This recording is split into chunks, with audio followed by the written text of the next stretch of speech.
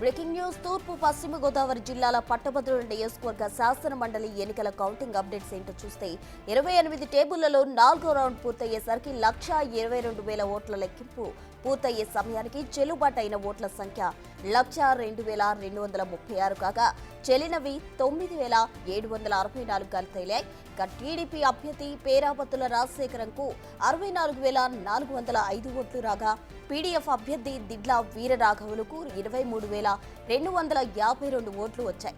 ప్రధాన అభ్యర్థులకు పేరాబత్తుల రాజశేఖరం దిండ్ల రాఘవులు మధ్య 41,153 ఓట్ల వ్యత్యాసం కనిపించింది.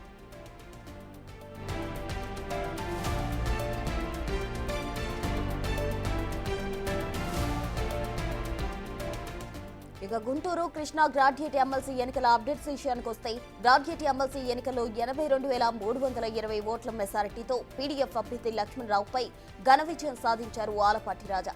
ఈ సందర్భంగా మాట్లాడిన ఆలపాటి రాజా ఎమ్మెల్సీ ఎన్నికల్లో ఘన విజయం అపూర్వమని, కూటమి అభ్యర్థిని గెలిపించాలని ఓటర్లు ముందుగానే డిసైడ్ అయ్యారని, ఎన్నికల్లో వైసీపీ ఎప్పటికప్పుడు మాట మారుస్తూ వచ్చిందని, చివరికి పీడీఎఫ్ అభ్యర్థికి వైసీపీ మద్దతు ఇచ్చిందని అన్నారాయన.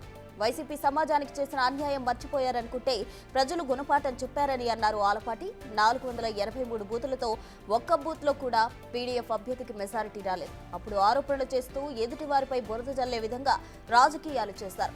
నాకు వచ్చిన మెజారిటీ అంతా ఓట్లు కూడా పీడీఎఫ్ అభ్యర్థికి రాలేదు. పీడీఎఫ్ కూడా ఇతర రాజకీయ పార్టీల్లా తయారైతే సమాజంలో గౌరవం తగ్గిపోతుందని అన్నారాయన.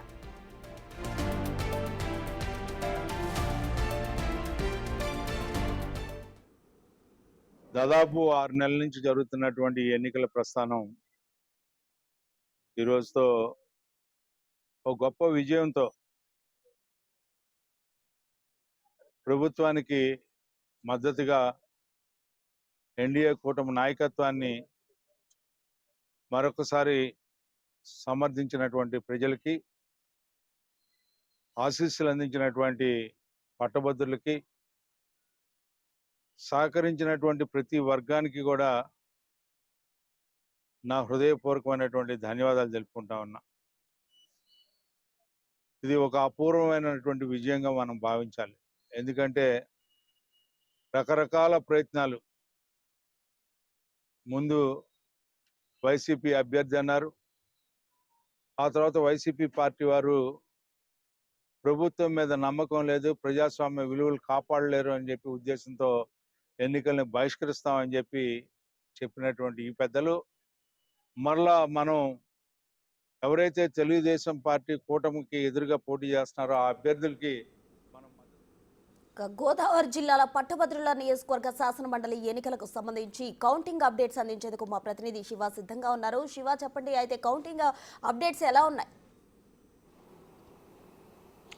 ప్రస్తుతం మొత్తం మీద చూసుకుంటే ఉభయ గోదావరి జిల్లాలకు సంబంధించి, గుంటూరు కృష్ణా జిల్లాలకు సంబంధించి కూడా గ్రాడ్యుయేట్ ఎన్నికలకు సంబంధించి కూడా హోరాహోరీగా తలపడుతున్న పరిస్థితి కనిపిస్తుంది.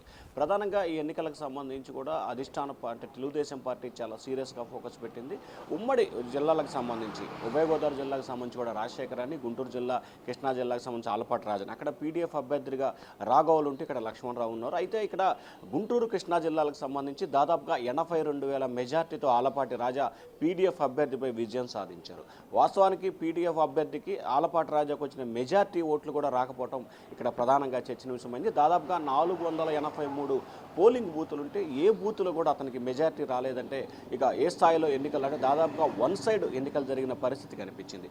ఇక ఉభయ గోదావరి జిల్లాలకు సంబంధించి కూడా పేరాబత్తున రాజశేఖర్ అలాగే రాఘవుల మధ్య హోరాహోరీగా ఎన్నికల వారు కొనసాగింది. ఈ వారికి సంబంధించి కూడా అయితే ఎన్నికలైతే మాత్రం కౌంటింగ్ వరకు కూడా అంటే హోరాహోరీ నువ్వా నేనా తలపడే పరిస్థితి కనిపించింది.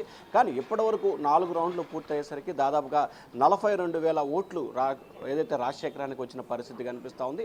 ప్రధానంగా చూసుకుంటే అక్కడ కూడా కూటమి అభ్యర్థి విజయ అవకాశాలు చాలా ఎక్కువగా కనిపిస్తున్నాయి. ఎందుకంటే రాజశేఖరానికి రాఘవులకు మధ్య కూడా చాలా వ్యత్యాసం కనిపిస్తున్న నేపథ్యంలో కూడా ఓటర్లకు సంబంధించి ఎవరైతే పట్టభద్రులు ఉన్నారో, గ్రాడ్యుయేట్స్ ఉన్నారో, టీచర్స్ ఉన్నారో, విద్యావంతులు, మేధావులు, ఎవరైతే డిగ్రీ చదివిన వీరంతా కూడా విద్యావంతులు, మేధావులుగా ఉంటారు. కాబట్టి వీరంతా కూడా కూటమి ప్రభుత్వాన్ని గెలిపించాలని చెప్పి కూడా దాదాపుగా నిర్ణయం తీసుకున్న పరిస్థితి కనిపిస్తూ ఉంది. దానిలో భాగంగానే ఈ 4 జిల్లాల్లో జరిగిన అంటే ఉమ్మడి 4 జిల్లాలు విడిపోయిన దాదాపుగా 10 జిల్లాలకు సంబంధించి కూడా కూటమి ప్రభుత్వం స్పష్టమైన ఆధిక్యతను అయితే ప్రదర్శించిన పరిస్థితి కనిపిస్తూ ఉంది.